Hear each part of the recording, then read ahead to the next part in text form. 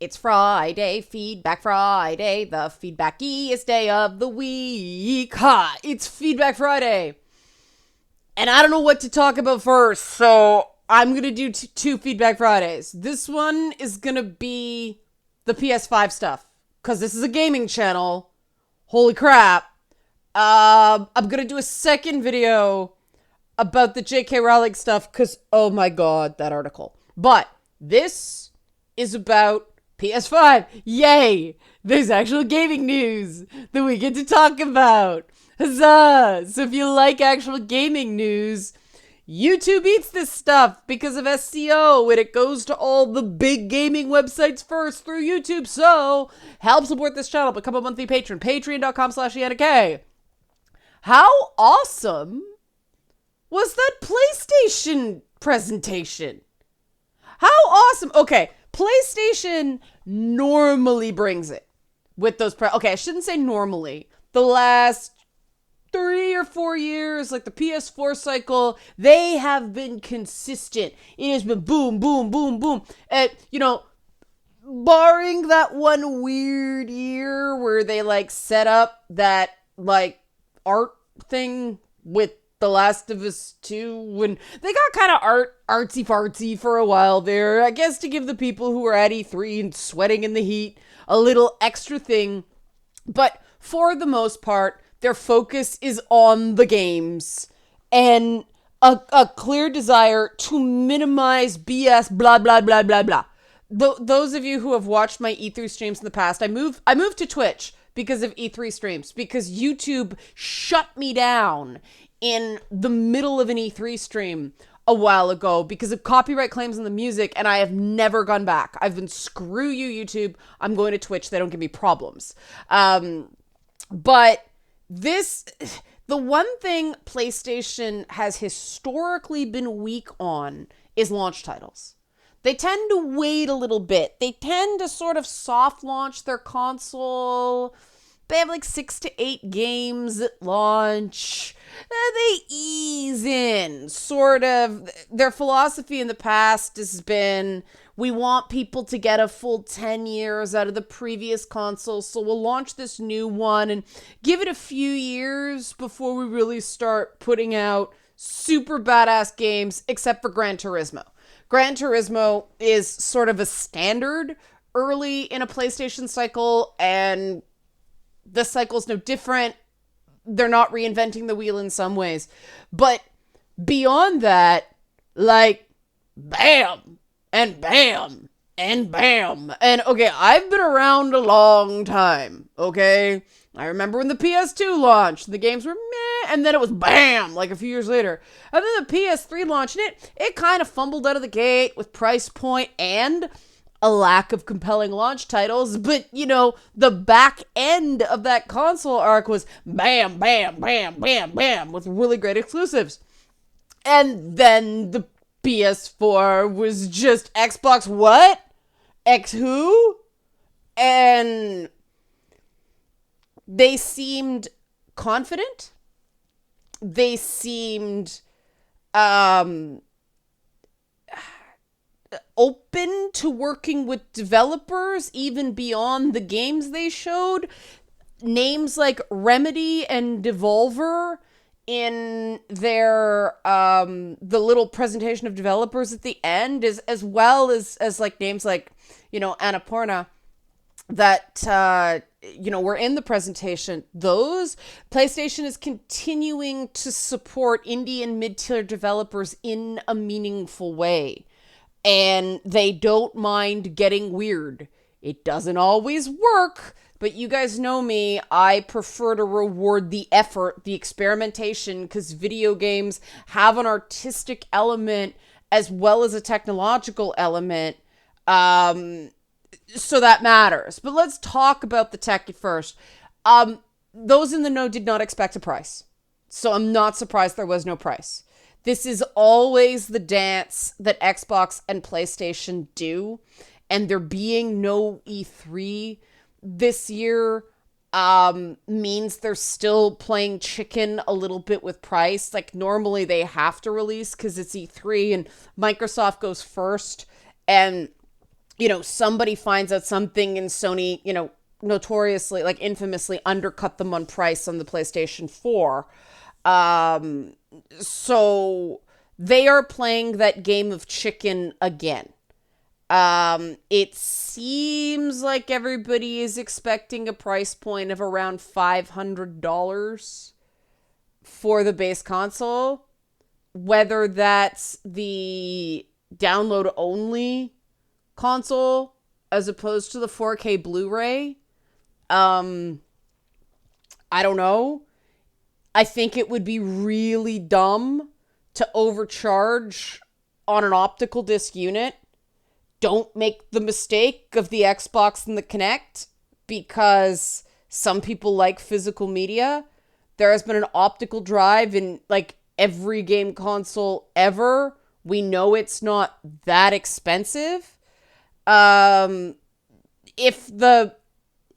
either the one with the drive on it, the DVD drive, the 4K drive, Blu-ray drive, that's the word I was looking for. If it comes with an extra controller and it's like an extra $100, that will sell, because the extra controller is probably going to be like $60 anyway, right? That's my US. These are all US prices. In Canada, oh Lord, we're going to get hammered. Everything's a minimum of 25% more expensive in Canada, which is why I'm like, please don't be too expensive, PlayStation, unless they're smart and like cut the Canadian price some to avoid sticker shock, because our market is like 10% of the US. So maybe, I don't know, probably not.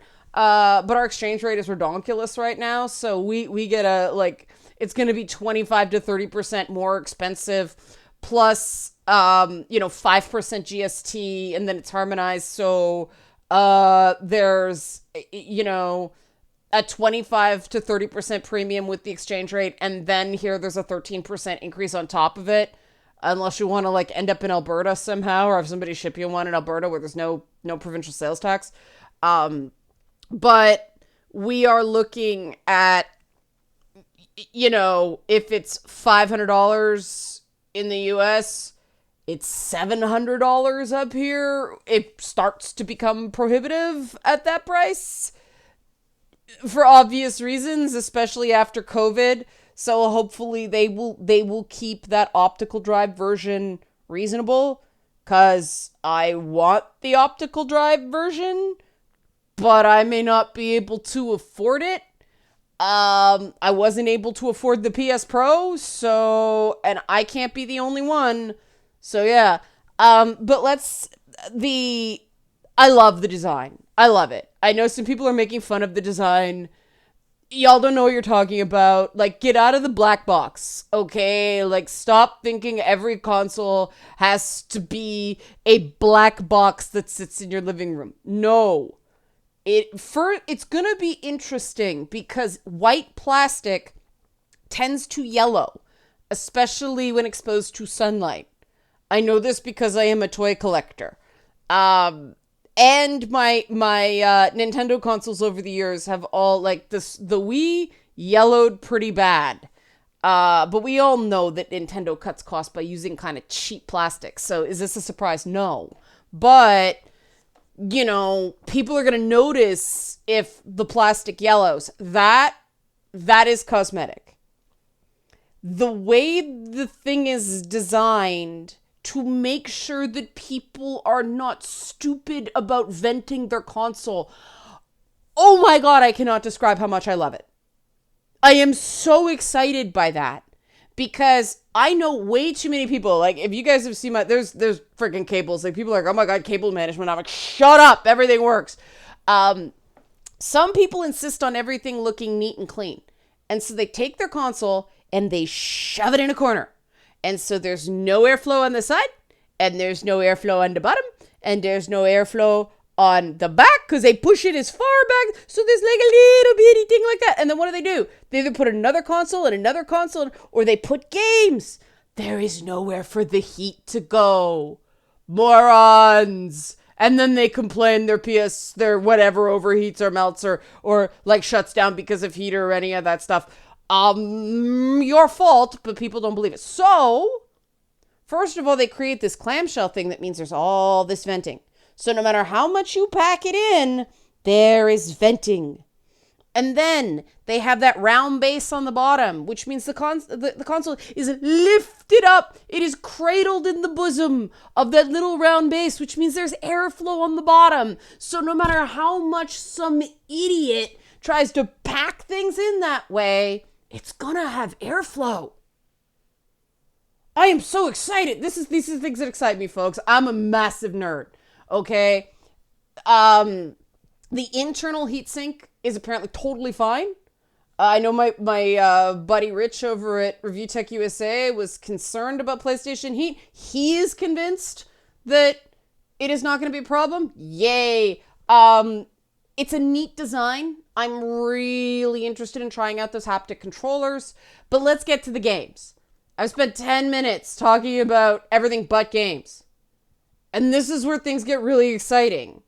Those were like all first party timed exclusive, so on and so forth. There was no Assassin's Creed. There was no Destiny. There was no Call of Duty. There was no Cyberpunk. These were all first party or exclusive titles. Which is like, what? Now, some of these may end up being very small. Like Solar Ash, probably going to be a relatively small game. You know, Goodbye Volcano High, you know, I said it was like Life is Strange meets Dinosaurs. Somebody else said it had a real Night in the Woods vibe. Probably not. But we know that Ratchet and Clank and Horizon are AAA first party. I'm so super excited to see Ratchet and Clank back. And like the thing that was funny, before you yell at me about Resident Evil 8, we don't know whether that's going to be a timed exclusive or not. That was the standout, that Resident Evil 8 reveal. We don't know. I admit that. But, okay. What that Ratchet and Clank demo did, and at first I thought that was just a trailer, but then it had the pre-alpha footage, and I noticed, no, that could be gameplay. That temporal rift dynamic. Now, again, it could still be video. But if that is real gameplay, where Ratchet's falling and then he like tears open and there's another level underneath, that is that SSD drive technology working, eliminating load screens. If that's gameplay, that's exciting. Like, that's really exciting. That just shows the potential of the technology. And I mean, anybody who's played Marvel's Spider-Man Miles Morales, like, okay, no one was surprised because that was heavily set up by the first game. They met expectations. Nobody can complain that, they're just being woke. No, it is literally a continuation of the first game. But it's cool because they're using some of his, I believe it's his Into the Spider-Verse powers, like invisibility and stuff like that, to add additional moves. And I don't know how you can top that Peter Parker story from the first game. So it's better to let it rest and tell a new story, because everybody loves like year one stories or origin stories. So we already kind of got the origin with Miles Morales. So now we can do year one. And that's like freaking exciting. It looks so cool. And that's apparently out holiday 2020. What? I know. So like, that's holiday 2020. Horizon's not going to be out for a while. Looks cool. Not going to be out for a while. So I'm going to settle down Sparky on that one. Sackboy's a big adventure. It's not a Little Big Planet game, but it's interesting that they're bringing back that character, because that was an IP that kind of let fallow for a while, and I'm glad they're bringing it back. The rest of it was, the Demon's Soul remake, I'm very, very interested in. Because I don't believe it's From Software doing the remake. So if they're gonna fix what was jank about the original Demon's Soul and keep all of that, like, Souls goodness that has gotten diluted in recent years, that could be an epic freaking game. Like, freaking. You know, a Canadian is really excited because we say freaking. I don't know why. That's more of like an enthusiastic response in Canada, at least in like the Ontario area, than write out F-bombs. I don't know why, but freaking exciting. Okay. So I think, I mean, okay. NBA 2K, that is likely not going to be an exclusive. Those games just sell butt tons of copies. Expect to see Madden on Xbox because EA. But, you know, NBA 2K was this tiny, tiny bit, and it was all, hey, ray tracing shows like reflections and sweat. That was pretty much that. It was an awesome tech demo because everybody knows what to expect from the gameplay. Hitman 3 likely as well. I know I keep saying, "Oh my god, it was all first party and stuff." Okay, I'm correcting myself here. Hitman 3 likely to be a multi-platform, maybe timed exclusive. We'll see. But let's get to the stuff that did seem to be like sort of platform exclusive from what they were saying. Ghostwire Tokyo looked badass. You got the sense of the game. And it looks very Japanese. But it's like a combination of like J-horror and like action game. And I didn't know I needed that, but it looks really good. The Oddworld title looks interesting. Returnal, it looks like the game Anthem should have been, but I am holding my breath because that was a trailer. That didn't look like much gameplay, even though it said it was like captured on a PS5. Holding my breath, likely not to be out for a while, so we will see. Kenna Bridge of Spirits looked adorable. We were all like, Solar Ash looked really cool. 2021 title, but still. Astro's Playroom, using those characters from like the PlayStation VR game, looked really super cute. I like the fact that they're using those characters that they created for like the VR and moving them out. Pragmata, look, people like were like, it's very Kojima. I'm not sure I'd say it's a Kojima style title. I'm not sure where I'd place it right now, but that was the one with the little girl android and the cat hologram. Very excited that this seems to be the year of the cat, but with PlayStation, but also, oh my god, how furry friendly was that presentation? I mean, there's a game called Stray where you can play as a cat. And I joked while they were showing that demo, like, can you play as the cat? Are you playing as the cat? And then you did. And I'm very excited. Like, I'm afraid that game is going to be like all the feels and kick me in the feel nads. But, dude, it's finally time. The cat's got some love. It's all dogs, dogs. Not cats. This is happy. This is good for me. I'm probably missing a bunch. Jet the Far Shore.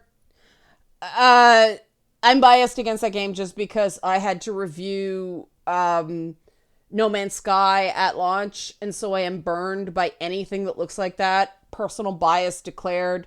Godfall, bad trailer. Bad trailer. You do not have that medievalist, like, sword and sorcery stuff, big armor stuff with hip-hop music. Like, that trailer looked like a Gearbox doing a parody of Epic Game stuff. That was bad. I don't know what the game's like, but that trailer was bad. Deathloop seemed to fall flat with me and the people watching my stream on Twitch.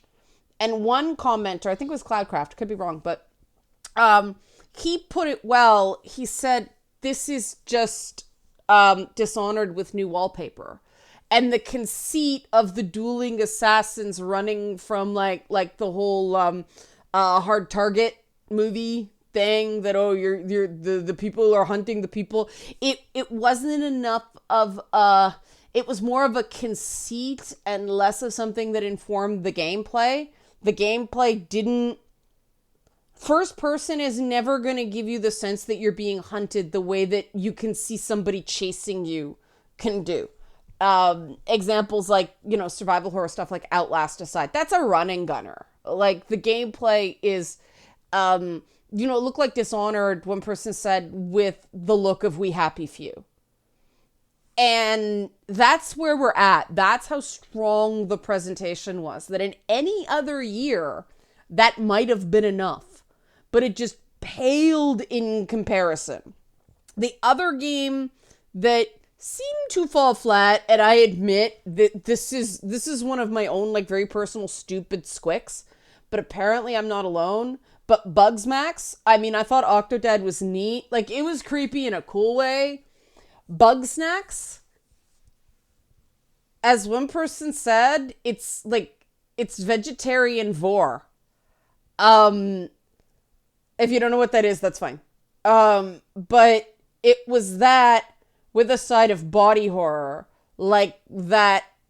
Oh, it's a strawberry, and then the strawberry sprouts eyes, and then it flips over, and its little strawberry stalk becomes legs, and it's walking around going, strawberry, strawberry, and I'm like, oh god, I know it's coming. Strawberry, strawberry, okay, they're making the strawberry cute. Strawberry, and then, oh, look at the specimen, this ugly doll style critter is, and I'm like, she's gonna eat it. And she does, and then the body horror starts. Her hand turns into a couple strawberries. Why? I don't know, other than to completely freak me out, because I can't eat anything that looks like a living thing. I can't eat anything with a face. I can't eat animal crackers. I can't eat those dinosaur chicken fingers. I can't. If it looks like something that's alive, can't eat it. Nope, nope, nope, nope. I have been a vegetarian since 2003, and except for fish. And if they put me I hack off the head and I hide it as much as possible, and then I eat because I have to. Can't deal nothing with a face. But I'm not the only one who was freaked out. Apparently there's like a 2/3, 1/3 like-dislike ratio on the trailer, somebody told me. I haven't checked that out. I don't want to, because I never want to see that thing again. Though some people want me to play it on Twitch, just because I was so horrified. But the game that seemed to grab people more than anything, other than like Spider-Man and Ratchet and Clank, with Horizon bringing up the lead. But come on, we all know those games are going to sell. They're big franchises. But the game that grabbed people was Little Devil Inside. And it kind of had all the hits. It like had an interesting art style. It told an interesting story without giving too much away. It had body humor. And it seems to be a very cool adventure that sort of like Up meets Dora the Explorer. And that's another thing I didn't know I needed, but the minute I said it, it's like, yeah, I'd play the shit out of that. There was an overall trend towards a lot of stuff that appears to be all ages. Nothing that really leverages a lot of blood and guts, as much as I like it. Creative ideas, and a real embrace back to PS2 era action games before the Xbox dropped and everything became shooter. And that makes me happy, because the everything's a shooter era of gaming, in my opinion, was a dark time. We're in a neat spot right now where any kind of game can get a hearing. Like, there's nothing of, no, if it's this kind of game, like, we're all burned out on roguelikes, but if a really good game comes along with roguelike elements, we're not going to not play it, right? If it looks good. We're at a really cool time where anything goes. And that's where gaming should be. Now, okay, that's on PlayStation. And yes, Nintendo. Xbox, we'll see. Xbox is really gonna have to bring something impressive after that. If Xbox doesn't really excite people, it can undercut Sony on price by $50 ish, and people will still buy the PlayStation just because everything looks so good. And because there's no price, we know there's going to be another event closer to launch where they announce the price. I wish they'd announce the price sooner as opposed to later to give people some time to save up for it. But Spider-Man is going to sell systems. Like, superheroes sell systems, you know? And Spider-Man is such a powerful brand. That Spider-Man game alone will sell systems this holiday. So I can't think of a real killer app on the Xbox because Microsoft's burned all of them. Like, Halo isn't what it was. Gears, they threw Gears 5 away. They made it a subscription thing on Games for Xbox Live. Yeah, so Xbox Games Pass, sorry. It wasn't the big event that previous Gears games have been. It's been sort of a, well, here it is. I can't think of, and that's just bad management. That's not a lack of creativity on the creative teams. That's not, you know, these people not working really, really hard. That's mismanagement on the part of Xbox. They're starving these games of money and development time, and they're just pushing them out the door like they're widgets instead of artistic products. Stop doing that, Xbox. Everybody benefits when everyone's competitive. This is the make or break cycle for the Xbox. Because, you know, the Xbox 360 was sort of their height, and then they blew it on the Xbox One. This is the difference between being 2 for 4 and like 1 for 3. Because they lost a ton on the original Xbox, Halo aside. So the last thing, I had it, and now it's gone. Oh God. I thought, I should talk about this. And then I forgot. Shoot. Okay, that's gone, and I'm sure as soon as I stop recording, I will go, I forgot to talk about this. But give me 2 seconds. It was back to PlayStation. Fart. Okay. It was an important point, but I've made a lot of really good points. Leave your own comments. I want to know what you think, but please let other people be excited. Because excitement is good and we all need it right now. This is why I'm separating this video from the less pleasant stuff this week. So if you only want to watch this, awesome. It's just fun and it's games, and it like people were saying, I needed this. And if there's nothing before this, we're going to be doing this again in a month with Ubisoft on July 12th on Twitch. So looking forward to that. Ubi's always fun. So I remember what I was going to say about the PlayStation. The near complete lack of any Naughty Dog presence. God of War, we know they're not going to have a game out in a while. There's a while between those games. God of War does not normally come out this early in a cycle. And yes, this was a holiday preview, but you'd think this would be a really good opportunity to boost Last of Us 2. They had a little bit in the beginning. Kratos was at the beginning too. Uncharted was a lot at the beginning.